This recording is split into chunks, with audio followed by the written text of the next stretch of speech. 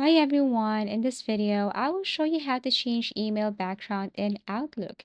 So this is a very easy and quick tutorial. Now I'm going to show you at least two methods or ways on how to change the color or how to simply change email background in Outlook. So first, you can tap on new email right here and then now go to options. And you can also tap on page colors right here if you want to change your page color. So you have to tap first the area or the blank page, tap on page colors, and you can select the color that you want to apply or use here on your email background. So this is the first method on how to easily change email background in Outlook. Now the second one is if you want to change the whole background or let's just say the theme of your Outlook.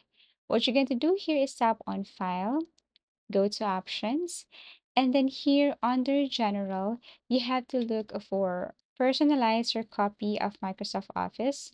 Now you can change everything here and including the Office theme. So if you want to change this to dark, white, or colorful, all you have to do is to select that, tap on OK, and basically that's it.